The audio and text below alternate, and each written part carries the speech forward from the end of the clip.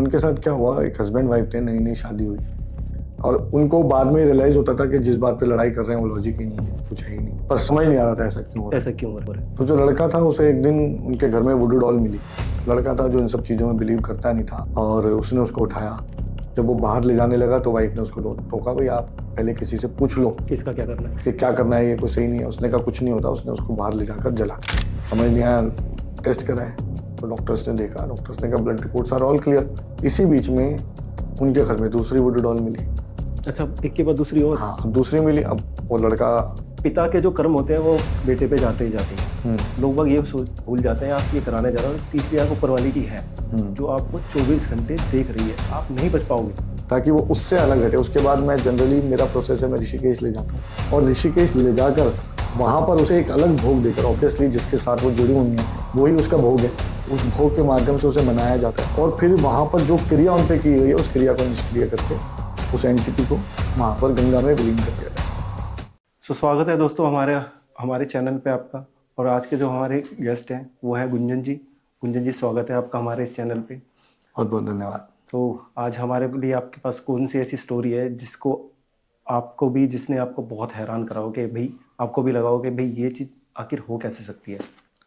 देखो, स्टोरी मैं हमेशा से कहता हूँ कि स्टोरी नहीं, केस स्टडीज है मेरे पास जो आपने करे हैं, क्योंकि स्टोरीज मैनिपुलेटिव हो सकती हैं, केस स्टडीज नहीं। बिल्कुल सही बात है। और जिस पर बीतती है वही जानता है। तो मेरे पास जो भी क्लाइंट हैं जिनके साथ जो घटित हुआ है मैं वही बताता हूँ। और ऐसी कोई घटना जिसने आपको भी हैरान करा हो तो वो हमारे ऑडियंस के लिए आप बताइए आज। जी, आपका शुभ नाम? हिमांशु, सॉरी, कोई नहीं।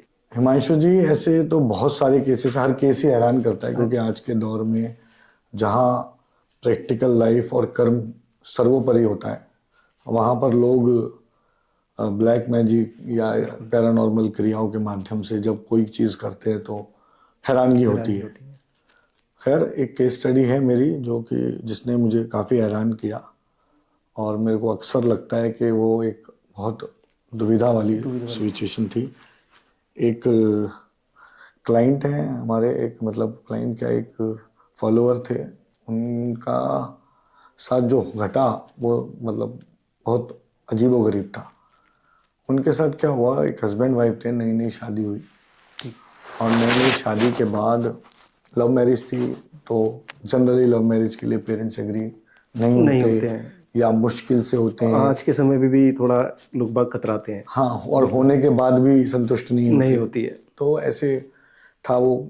अब लव मैरिज थी, हस्बैंड वाइफ थे और उनके बीच में इतना प्यार, इतना सब कुछ था। शादी हुई, शादी के कुछ टाइम तक सब कुछ अच्छा रहा। फिर अचानक से उनके बीच में दिक्कतें शुरू हो गई, बहुत सारी गड़बड़ाहट, बहुत सारी डिस्टर्बेंस हर रोज़मर्रा की ज़िंदगी में होने लगी कभी।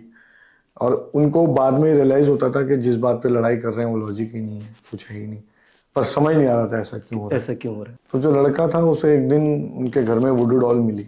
लड़का था जो इन सब चीज़ों में बिलीव करता नहीं था और उसने उसको उठाया। जब वो बाहर ले जाने लगा तो वाइफ ने उसको टोका, भाई आप पहले किसी से पूछ लो किसका क्या करना है, कि क्या करना है, ये कोई सही नहीं है। उसने कहा कुछ नहीं होता। उसने उसको बाहर ले जाकर जला दिया। अच्छा, उसने जला ही दिया? उसने जला के और उसने फेंक दिया। अब वाइफ ने समझाया था पर नहीं माना। ठीक है, नकारात्मकता, नेगेटिविटी थी, सबका अपना अपना नज़रिया चीज़ों को देखने का। जिस दिन उसने उसे जलाया उसके अगले दिन से उसे ब्लड की वॉमिटिंग स्टार्ट हो गई।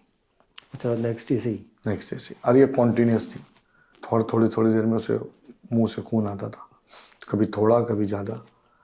समझ नहीं आया, टेस्ट कराए तो डॉक्टर्स ने देखा, डॉक्टर्स ने कहा blood reports are all clear, हो सकता है गला वला छिल गया हो।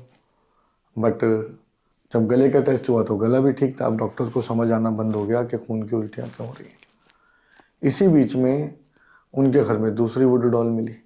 अच्छा, एक के बाद दूसरी और? हाँ, अब दूसरी मिली। अब वो लड़का, इस बार उसने जलाई नहीं, उसने उठाकर लेकिन बाहर फेंक दी। उसकी दिक्कत और बढ़ गई, बढ़ते बढ़ते इसी दौरान उनका चल रहा था कि वो अब्रॉड जाएंगे। उनको काम के लिए अब्रॉड जाना था तो वो अब्रॉड जाने के लिए तैयार हो रहे थे, मतलब अपनी तैयारी कर रहे थे। एक दिन सुबह सुबह जैसे दूध वाला दूध देने आता है घर पे, उसने दरवाज़ा खोला हस्बैंड ने। उसका ध्यान था नहीं, उसका पैर एकदम किसी चीज़ पे पड़ा। उसने देखा नीचे नींबू है, उसमें लौंग लगी हैं। और वो बड़ा हैरान हो गया कि ये चलो ठीक है, मैं बिलीव नहीं करता, बट इतना सब कुछ हमारे घर में कैसे हो रहा है। और वो तो हस्बैंड वाइफ थे दोनों, और उनका माँ बाप थे लड़के के दोनों साथ में, उनको यकीन ही नहीं हुआ कि ये सब क्या हो रहा है। खैर इसी बीच लड़के की पोस्टिंग अब्रॉड में हो गई, वो वहाँ जाकर सेटल हो गया। थोड़े दिनों बाद उसने अपनी वाइफ को ही बुला लिया, पर उनकी डिस्टर्बेंस खत्म नहीं हुई और जो ब्लड वॉमिटिंग थी वो भी ठीक अच्छा, वो भी कंटिन्यू कंटिन्यू है। अब उसने वहां जाकर भी टेस्ट कराए। हमेशा हम सोचते हैं कि भाई इंडिया से बाहर ज़्यादा जाएंगे तो एडवांस टेक्नोलॉजी है, टेक्नोलॉजी है। चीज़ें पता लगेंगी। बहुत कुछ चेक कराया, समझ कुछ नहीं आता था। मतलब डॉक्टर्स ने वहां पर भी ये कह दिया भाई हमें ये समझ नहीं आ रहा कि ब्लड क्यों आ रहा है, पर इतना जरूर कह सकते हैं कि अगर ये ब्लड आना बंद नहीं हुआ तो आपको बहुत जल्द आपकी जो सेहत है उसको बचाना मुश्किल हो जाएगा। लेकिन इसी बीच में अब उनके डिफरेंसेस ना दिन ब दिन बढ़ते चले जा रहे थे। उस लड़की का मेरे पास फ़ोन आया, उसने कहा, उसने कहीं से रेफरेंस निकाला, पॉडकास्ट से शायद कोई देखा था, उसने कहा ऑफिस में मेरे फ़ोन किया, उस सेशन बुक कराया और बात की। उसमें मैंने उससे बात की वीडियो कॉल पे। जब उसने मुझे डिटेल बताई तो मैंने कहा बेटा मुझे थोड़ा टाइम चाहिए टू डायग्नोज। मेरी आदत है हिमांशु जी, मैं अपने डायग्नोज में थोड़ा टाइम देता हूँ। मतलब मेरा ट्रीटमेंट में कोई जल्दबाजी नहीं है, मैं जेन्युइनली टाइम देता हूँ डायग्नोज में। और वो चीज़ ज़रूरी भी है, जब तक आपको बेस नहीं पता लगेगा जहाँ से ये चीज़ हो रही है तब तक आप कैसे कर लोगे। तो उसको समझना था, उसको टाइम लेना था, थोड़ा टाइम लिया। मैंने डिटेल्स मंगवाई, जो जो सवाल मेरे मन में थे मैं उनसे पूछता गया। धीरे धीरे अपनी साधना के माध्यम से, जो भी सिद्धियाँ हमने की हैं उसके माध्यम से कोशिश की जानने की। तो जो जाना वो बड़ा अजीबोगरीब था। तो मैं थोड़ा सा हेजिटेट करते हुए मुझे लगा कि मेरे को पूछना है नहीं पूछना है। फिर लड़की को मैंने थोड़ी हिम्मत जुटाई, मैंने कहा अगर नहीं पूछूंगा तो पता कैसे चलेगा। मैंने पूछा, मैंने कहा बेटा देखो मेरी जो कैलकुलेशन कह रही है वो ये कह रही है कि ये जो क्रिया है इसमें दो क्रियाएं, एक क्रिया है विद्वेषण और दूसरी है मारण क्रिया। हमारी शाबर विद्या में षट कर्मों में ये दो कर्म हैं भी हैं, मतलब 6 अलग अलग षट कर्म है, उनमें 2 कर्म है। सबसे बड़ा कर्म मारण विद्या माना गया है और एक कर्म विद्वेषण भी है। अब विद्वेषण का मकसद होता है हस्बैंड वाइफ को एक दूसरे से अलग करना, और मारण क्रिया तो मारने के लिए उद्देश्य से की जाती है। मैंने उसको बताया कि बेटा जो इसका रिसोर्स है वो आपके घर में है। अच्छा, उनके घर में ही है। और बहुत मुमकिन है कि आपके इन लॉज के थ्रू इनिशिएट की हो। मैं बहुत संभल के और जिम्मेदारी से ये बात कह रहा हूँ। मैं ये नहीं कह रहा मैं सही हूँ, हो सकता है मैं गलत हूँ, बट मुझे लगता है ऐसा है। फिर उस लड़की ने कुछ बातें मुझे बताई जिनसे हमारी बात की पुष्टि हो गई। तो उसने कहा कि सर ऐसा हुआ है, मैंने अपने लॉज को कई चीज़ें रखते हुए देखा है और मेरे हस्बैंड के और हमारे अंडरगारमेंट्स कई बार उनकी अलमारियों से मिले हैं जिसका कोई मतलब नहीं बना। और एक बार तो हस्बैंड के अंडरगारमेंट्स कटे हुए और फटे हुए मिले हैं, स्पेशली जैसे कैंची से किसी ने काटे हो, कपड़ा काटा। अब सबसे बड़ी बात इस केस में यही थी कि कैसे, मतलब कोई, चलो ये भी मान लेते हैं कि हालांकि ये भी गलत है, लेकिन ये भी मान लेते हैं कि इन लॉज अपनी बहू पे कुछ करना चाहते हो, लेकिन अपने ही बेटे पे करना तो ये बड़ा मतलब विचित्र हो गया। विचित्र था। मैंने कहा ना थोड़ा अद्भुत था। और उधर उसके खून की उल्टियां नहीं रुक रही थी और दिन ब दिन वीक होता जा रहा था। और डिटेलिंग में जब आई तब ये समझ में आया कि उसके फादर को किसी ने ये गाइड किया। उसके 2-3 बेटे थे और वो खुद बहुत बीमार चल रहे थे कि अगर तुम्हारे एक बेटे की बलि दे दी जाए तो तुम बच जाओगे। अच्छा जी, अपनी ही बेटे की। अब कहते हैं ना विनाश काल विपरीत बुद्धि, तो इस तरह का हाल उनका था। और पता नहीं कई बार क्या होता है हिमांशु जी के साधक की गलती ज्यादा होती है, कराने वाले की उतनी नहीं, क्योंकि कराने वाला क्या कराने जाता है आप कुछ और कर देते हो। मेरे पास ऐसे भी कई किस्से हैं जिसके बाद लोगों को बड़ा पछतावा हुआ कि हमने ये क्रिया क्यों कराई अपने रिश्तेदार पे। लेकिन वो इतना दुर्भाग्यपूर्ण परिस्थिति हो गई कि उस एक फादर ने अपने बेटे पे ऐसी चीज फिर, और ऐसी बातें कम ही सुनने को मिलती हैं कि इतने, चलो क्या होता है कि छोटे बच्चों पे गाँव में सुनते हैं कि भाई करा दिया, एक बड़ा बच्चा पूरी यानी शादीशुदा आएगा, ऐसे बच्चे के ऊपर भी आप क्रिया करा रहे हैं। भाई अगर आपके मन में द्वेष है, आप उसको उनके हाथ पे छोड़ दो, उनके आप मत मिलो, आप बात मत करो। सीधी सी बात है भाई वो अगर लव मैरिज कर रहे हैं और वो खुश हैं एक दूसरे के साथ, उनको उनके हाथ at the pay end of the day आपके लिए आपके बच्चे खुश हैं। खुश है। आप अगर उनको अलग करने की साजिश शादी के बाद भी रच रहे हो तो गलत बात है। पर वही आपकी वाली बात है, विनाश काले विपरीत बुद्धि। विपरीत बुद्धि। तो ये सब कुछ हुआ। खैर जो मेरा प्रोसेस है वो थोड़ा सा हमेशा अलग रहता है। मैं पर थोड़ी डिटेलिंग में आपको ये बता देता हूँ कि आप सोचो कि अगर कोई वुडू डॉल आपकी बनाई गई है तो वो आप ही की बनाई गई है, आप ही के कपड़ों से बनाई गई है, आप ही के शरीर के चीजों का इस्तेमाल करके बनाई गई है। आप अगर उसे जलाओगे इसका क्या तो क्या होगा? परिणाम वही हुआ ना कि आपके शरीर में अंदर एक अग्नि जनरेट हुई और उसने आपके मुंह से वो ब्लड आना स्टार्ट करा दिया। मेरा प्रोसेस थोड़ा सा डिफरेंट रहता है। मैं हिमांशु जी कोई भी एंटिटी हो या कोई भी क्रिया हो, मैं उनको बहुत जो भी हमने उन गुरुओं से सीखा है बहुत तरीके से मतलब उनका इलाज करते हैं। इलाज का तरीका ये है कि हम उस एंटिटी से कोई लड़ाई नहीं करते। हम उसे अपनी विद्याओं के माध्यम से, मंत्रों के माध्यम से और जो हमने सिद्धियां की उसके माध्यम से उसे मनाते हैं और उसे पहले उस जिस पर वो है उसको वहां से डिटैच करते हैं ताकि वो उससे अलग हटे। उसके बाद मैं जनरली मेरा प्रोसेस है, मैं ऋषिकेश ले जाता हूँ और ऋषिकेश ले जाकर वहां पर उसे एक अलग भोग देकर, ऑब्वियसली जिसके साथ वो जुड़ी हुई है वही उसका भोग है, तो उनको वहां से हटाकर दूसरा भोग दिया जाता है। जो भी हमारा प्रोसेस है वो मैं डिस्क्लोज नहीं करता, बट हाँ उस भोग के माध्यम से उसे मनाया जाता है और फिर वहां पर जो क्रिया उन पे की गई है उस क्रिया को निष्क्रिय करके उस एंटिटी को वहां पर गंगा में विलीन कर दिया जाता है। मुझे लगता है गंगा से ऊपर कुछ भी नहीं है, सबसे पवित्र है। और उसके बाद जब मैंने ये क्रिया की, उसके देखो मैं हमेशा कहता हूँ कि एक दो दिन में तो कुछ नहीं होता। नहीं, बिल्कुल लोग हमेशा कहाँ ठगे जाते हैं, जब वो सामने वाले व्यक्ति को भगवान बना के चमत्कार की उम्मीद करते हैं कि आज तूने क्रिया की कल ठीक हो जाए। लोग ये सोचते हैं कि ये नहीं सोचते कि देखो जी अगर आप दवाई भी लेते हो तो वो भी एक समय तक लेनी पड़ती है। आपको अगर वायरल है तो आपको 5 दिन का कोर्स करना पड़ेगा। तो वो बात लोगों को नहीं, इसीलिए वो ठगे जाते हैं जो उनको कहते हैं हम कल ठीक कर देंगे। इसमें कभी भी जल्दबाजी नहीं करनी चाहिए। तो खैर 3-4 दिन लगे, लेकिन ईश्वर की कृपा से जो महीनों से मुंह से ब्लड आ रहा था वो 3-4 दिन बाद आना बंद हो गया और काफी हद तक उसका ब्लड मतलब खत्म हो गया। उनके बीच का रिलेशन बेटर हो गए और उसके बाद वो लोग वहां पर बहुत परेशान थे अपने घर के लिए, उन्हें अपना मतलब घर भी मिल गया, केस रिजॉल्व हो गया। लेकिन जो सबसे दुखद परिस्थिति थी वो ये थी कि अपने ही माँ बाप के माध्यम से ऐसी क्रिया देखने को मिली, ऐसा इंसिडेंट देखने को मिला और उसके साथ इतना बुरा हुआ। फिर भी बाद में भी मुझे पता लगा था कि वो they are keep on trying still, जो पेरेंट्स हैं वो कर रहे हैं, कोशिश कर रहे हैं करने की, कुछ ना कुछ करने की। बट मैं ये मानता हूँ कि गलत कर्म का नतीजा यही भुगतना है। बिल्कुल, आप गलत कर रहे हो, आप भुगत रहे हो, और अगर आप ज्यादा गलत करोगे तो आपकी संतान भी भुगतेंगे। पिता के जो कर्म होते हैं वो बेटे पे जाते ही जाते हैं। लोग बाग ये भूल जाते हैं, आप ये कराने जा रहे हो, एक तीसरी आंख ऊपर वाली की है जो आपको 24 घंटे देख रही है। आप नहीं बच पाओगे, यहाँ बच जाओगे लेकिन वो थोड़ी छोड़ेगा, फिर अगले जन्म में भोगना पड़ेगा भाई, और ज्यादा भोगोगे। तो बट लोग बाग नहीं समझते, आप कितने समझा लो, वही वाली बात, विनाश काले भैया विपरीत बुद्धि। कितना ही आप किसी के लिए अच्छा कर लो, कितना ही कोशिश कर लो, कितना ही बोल लो, लेकिन जिसे जो करना है वो करता ही है। कर्म दूषित करता है आदमी अपने, जब ऐसा करता है।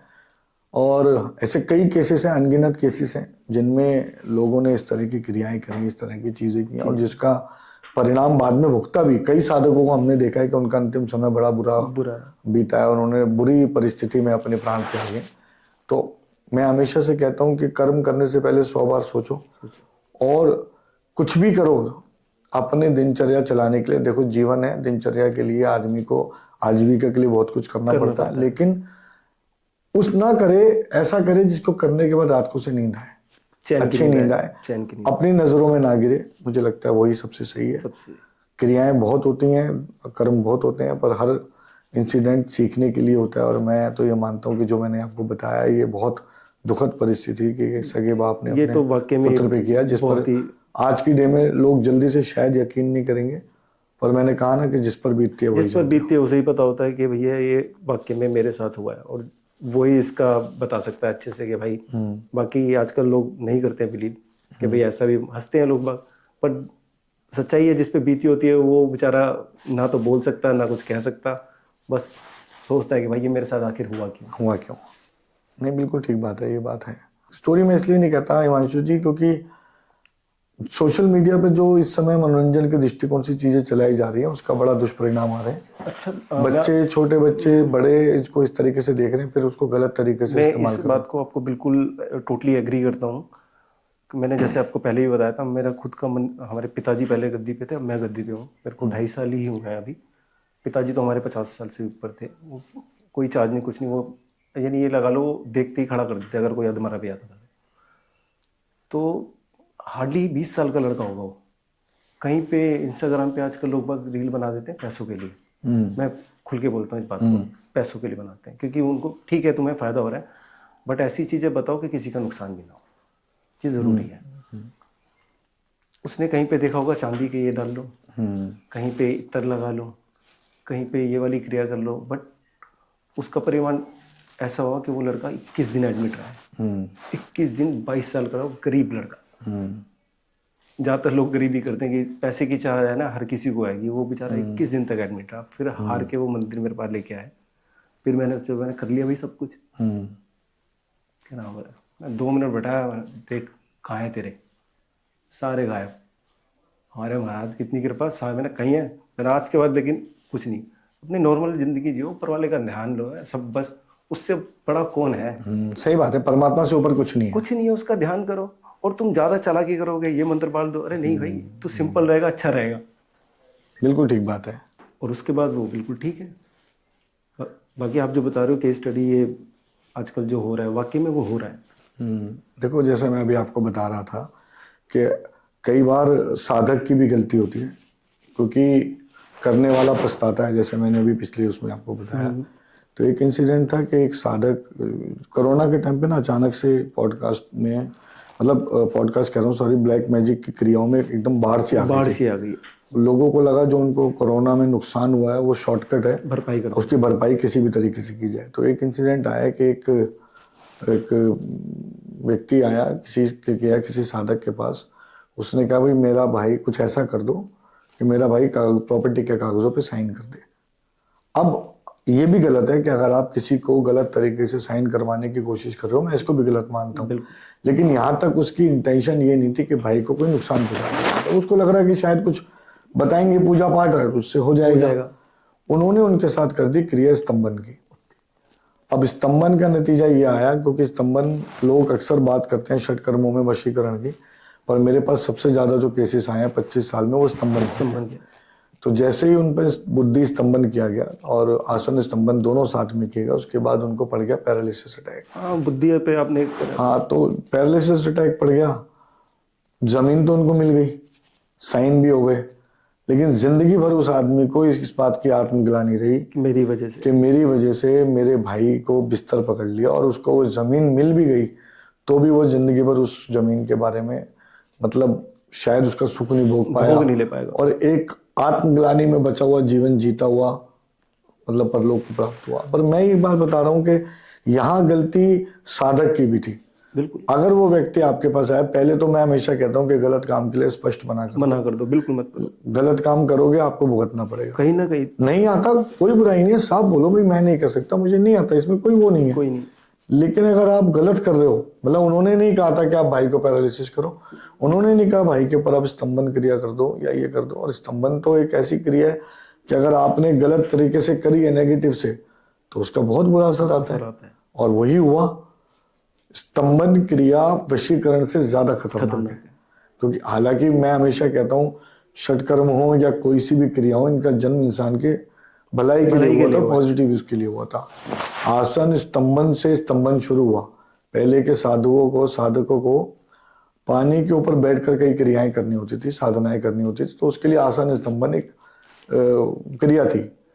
लेकिन इसको गलत तरीके से जो अब किया जा रहा है, उसका रिजल्ट 90% केसेस में पैरालिसिस के रूप में आता है। आसन बंदा बॉडी में एक जगह स्थिर हो गई ना, स्तंभ हो गई, रुक गया, बिस्तर पे पड़ गया, रुक गई चीज, और उसी का नतीजा ये है कि लोग उसको भुगत रहे हैं। तो उस केस में उसने कभी नहीं चाहता कि उसके भाई को आप स्तंभित कर दो, वो तो अब पैरालिसिस हो गया, और ये साधक ने अपने कुछ पैसों के लालच में, कुछ पैसों का ही लालच होता है, कितने इतनी पैसे बड़ी मिलते हैं। गलती जो भी लिया होगा, पर मैं ये कहता हूँ कि गलत बात है, नहीं करना नहीं करना चाहिए, बट लोग बाग पैसों के लिए पीछे गुंजन जी सब कुछ करते हैं, सारी चीजें करते हैं।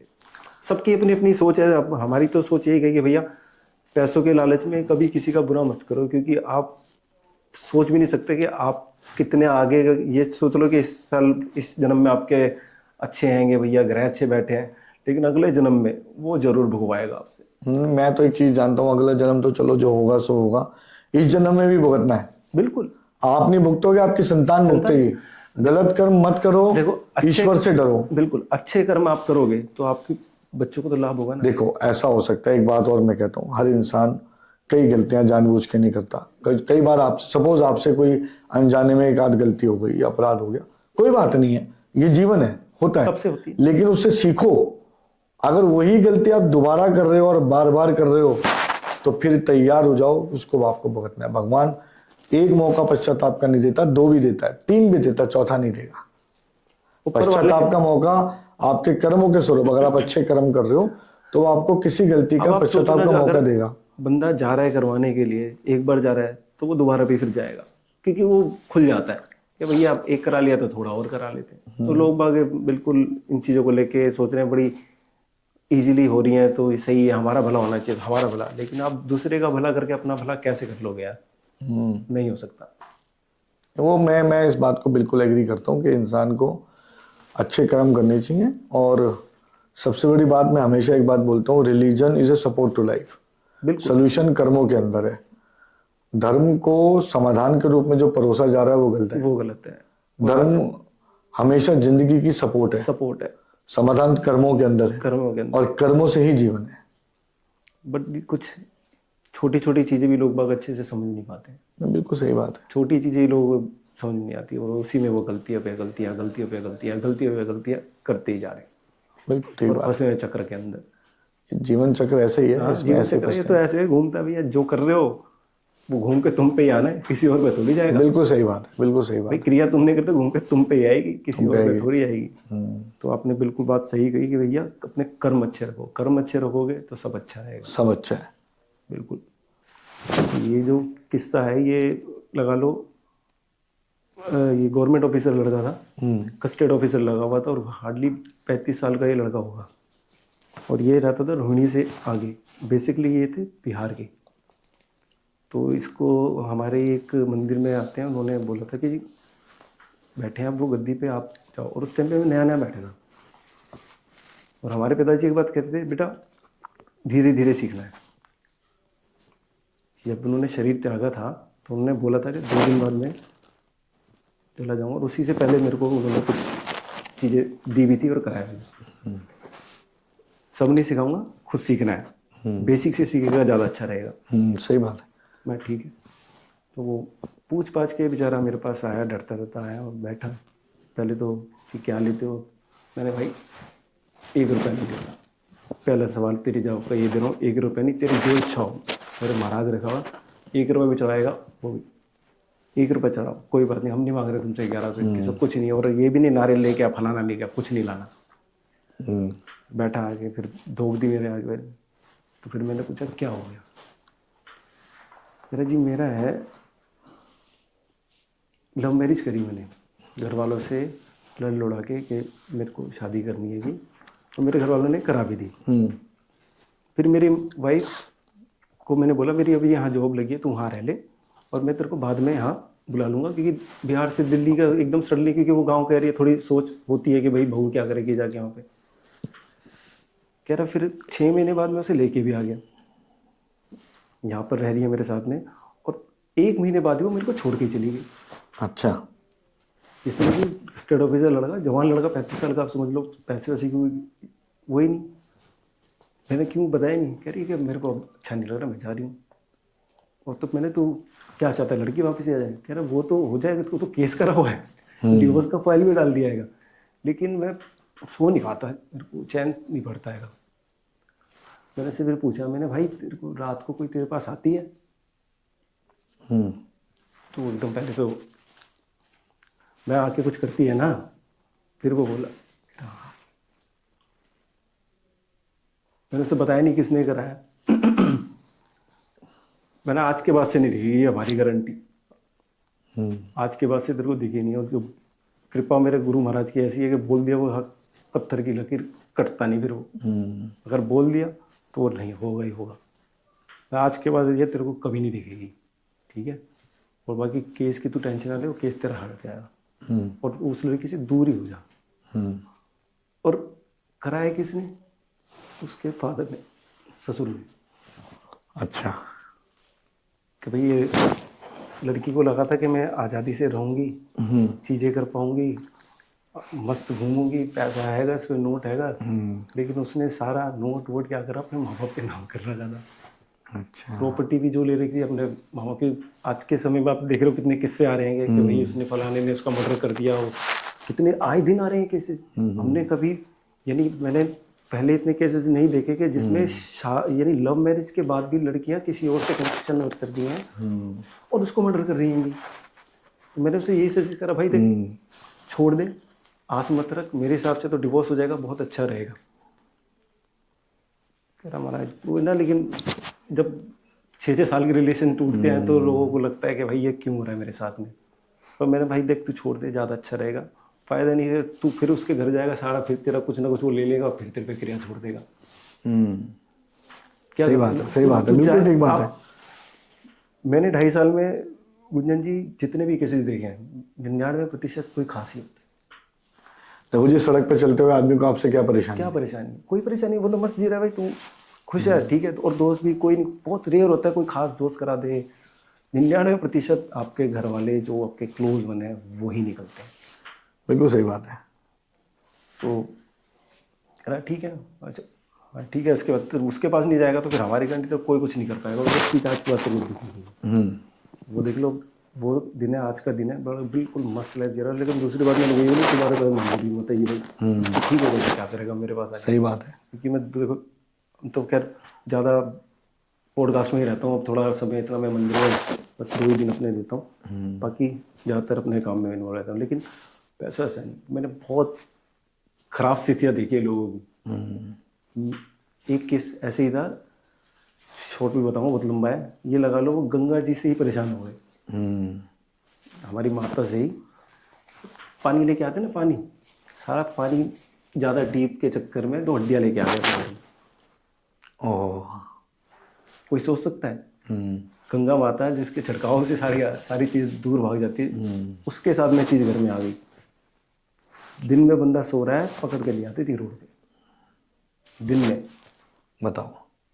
अब दिल्ली का केस है, और ये सेंट्रल दिल्ली का, पढ़ी लिखी फैमिली पूरी, ये नहीं कि वैसे गस्टेड ऑफिसर है, पुलिस वाला है, ये ऐसा ही है, सारे पढ़े लिखे बता रहा हूँ मैं आपको। और हाँ, खौफ ऐसा बढ़ा दिया कि पकड़ के जैसी आंख लगेगी खींच के ले जाएगा कोई। फिर हमारे महाराज ने, गुरुजी ने, पापा ने बताया उन्हें। फिर उसके बाद फिर वो मेरे पास आए, तब उनका जाके धीरे धीरे काट गया। पर विश्वास रखा उन्होंने।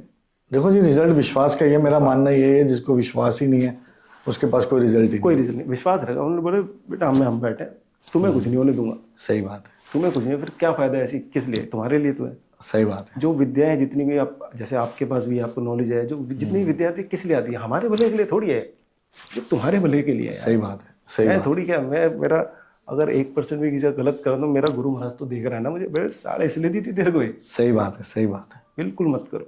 तो जहाँ विश्वास है वहाँ सारे काम सिद्ध होते माँ सब कुछ सिद्ध। बिल्कुल सही बात है। तो गुंजन जी, बहुत अच्छा लगा आपसे मिलके। आशा रहेगी दोबारा आपके साथ 1-2 पॉडकास्ट इन फ्यूचर हम करते रहें। जरूर करेंगे, जरूर। मजा बड़ा है आज आपके साथ बातें करके, बहुत अच्छा लगा। मुझे भी बहुत अच्छा लगा। चैनल पे आने के लिए आपका बड़ा धन्यवाद। धन्यवाद।